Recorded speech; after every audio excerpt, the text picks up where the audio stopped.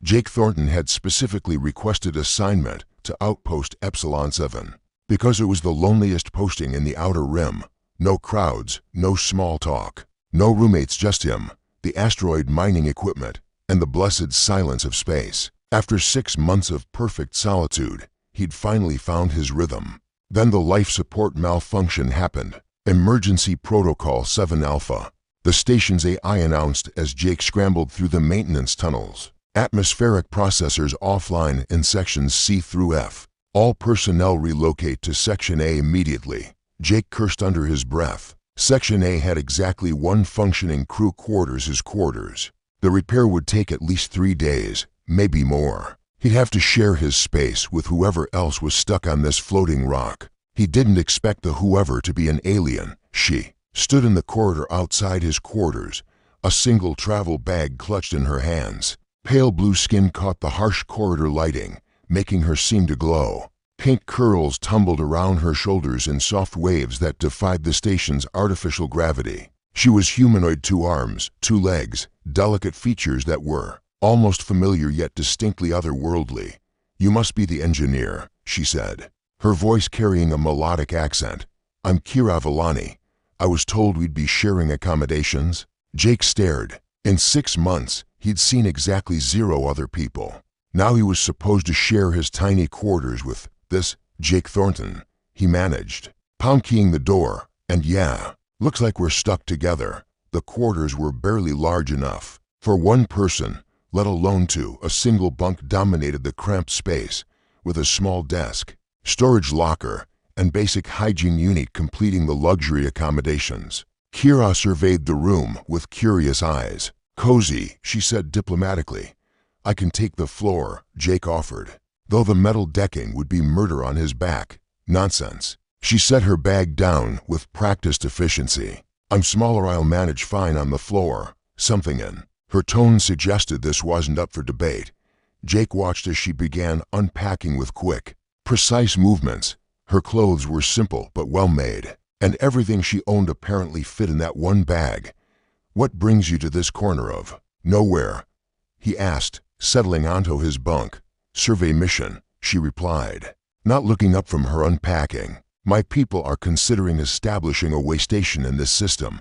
That evening, they maintained careful distance. Jake claimed his bunk while Kira arranged her bedding on the floor near the door. The awkwardness was suffocating, but Jake told himself it was only temporary.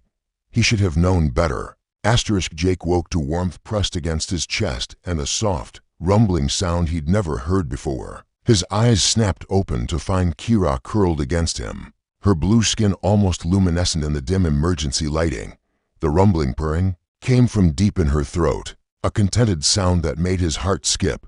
"Kira," he whispered, trying not to startle her. She stirred, blinking up at him with large, dark eyes. "Good morning, Jake." No embarrassment, no apology, just simple contentment. "You're in my bunk," he said carefully. "Yes." She stretched like a cat, the movement pressing her closer. "You're wonderfully warm." Jake's face heated. "I thought you were sleeping on the floor." "I was, but during the night, I grew cold."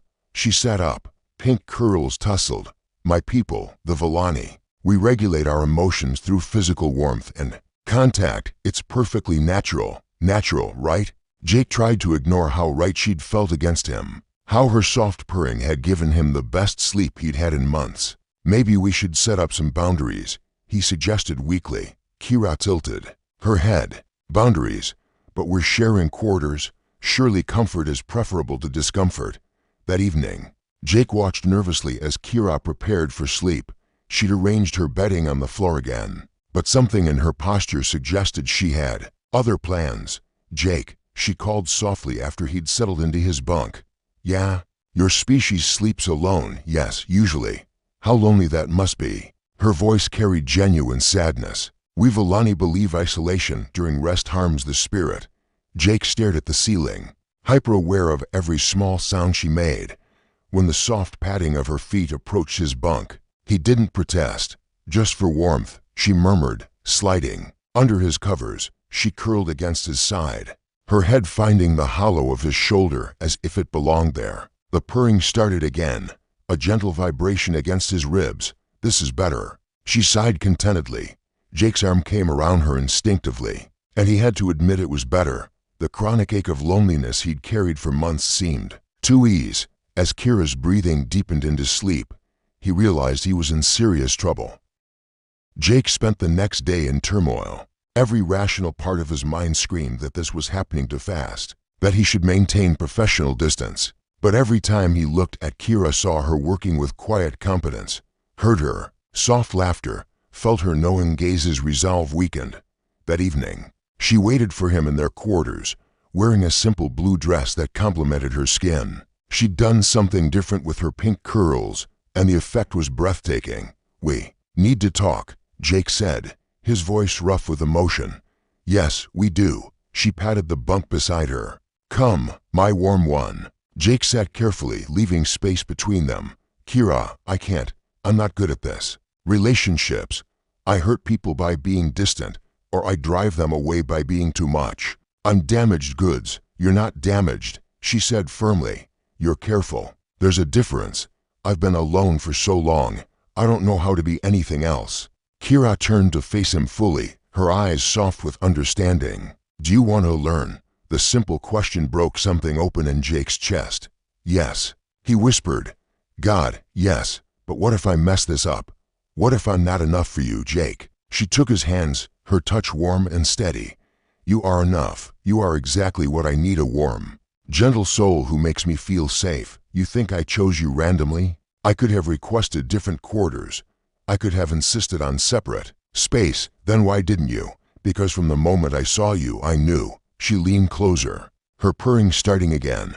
"You looked at me like I was a person, not a curiosity. You shared your space without complaint. You made me feel welcome in a way I hadn't felt in years of traveling." Jake's resistance crumbled completely. "Kira, I love you," she said simply. "I love your dry humor and your gentle hands and the way you hum when you work. I love how you hold me at night like I'm precious. I love that you've given me a home." "I love you too," Jake breathed, the words feeling both foreign and perfectly right. "I love your laugh and your curiosity, and the way you make everything brighter just by being there. I love how you see the best in everything, even in me." This time when she kissed him, Jake kissed back with everything he had. Her purring intensified as he pulled her closer, their bodies fitting together as if they'd been designed for each other. "No more talk of separate quarters," she murmured against his lips.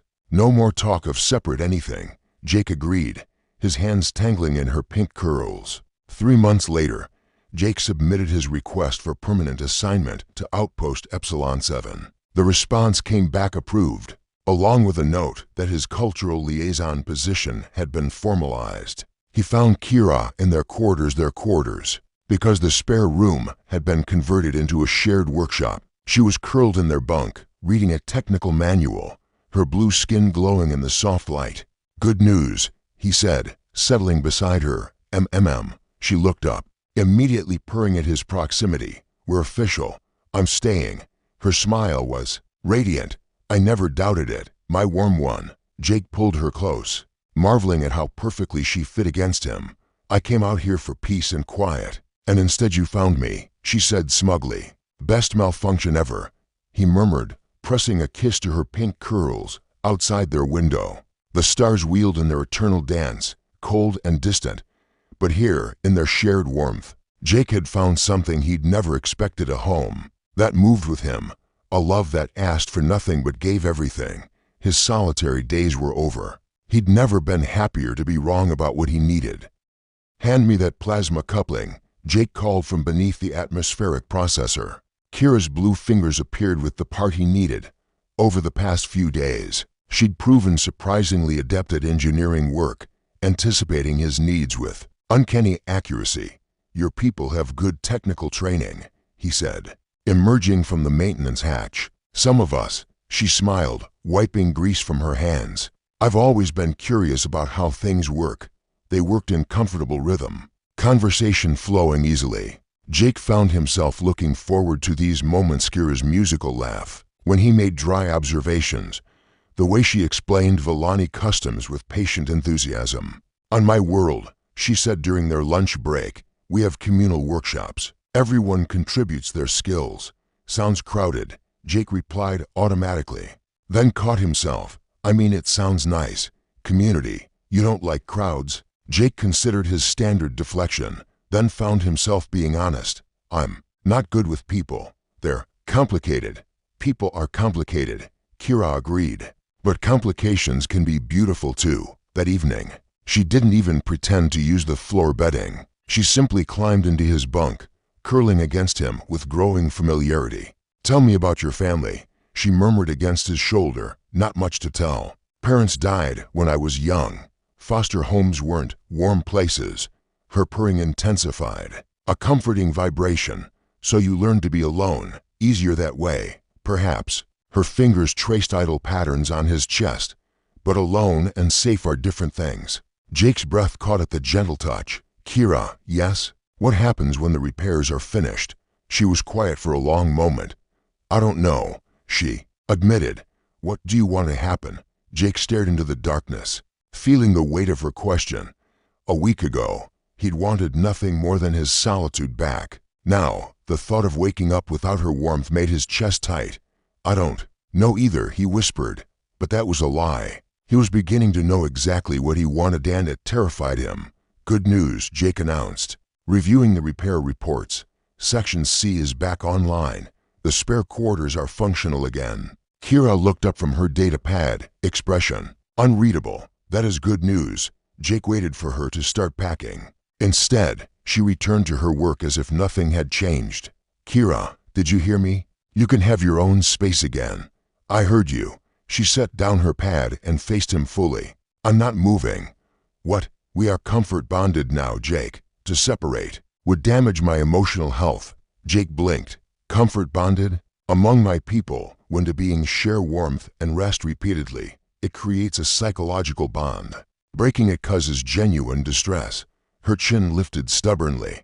I will not leave my warm one. Your warm one, you. She stepped closer, her eyes intense. You are mine now, Jake Thornton, as I am yours. The possessiveness in her voice sent heat racing through Jake's veins. Kira, we barely know each other. I know you prefer the left side of the bunk. I know you hum when you're concentrating. I know you've been alone so long you've forgotten what it feels like to be cherished. She reached up, cupping his face with her blue hands. And I know you sleep better when I'm there. Jake's resolve crumbled. This is crazy, is it? She pressed closer, her body warm against his. Your heart races when I touch you. Your breathing changes when I purr. Your arm tightens around me in sleep as if you're afraid I'll disappear. Kira, let me show you something. She took his hands, placing them on her shoulders. In Volani bonding, we share our warmth freely. Her lips found his, soft and sure. Jake's world tilted as she kissed him with surprising passion, her purring vibrating against his mouth. When she pulled back, her eyes were bright with affection and determination. Now do you understand? She whispered. I am not leaving you, Jake. You are my chosen warmth, my comfort bond. Fight it if you must, but I will not be moved. Jake stared at her, this fierce, beautiful creature who'd claimed him so completely. His careful walls were crumbling, and, for the first time in years, he didn't want to rebuild them. What does comfort bonding mean? Exactly, he asked quietly. Her smile was radiant. It means you're mine, and I'm yours, for as long as we both shall live.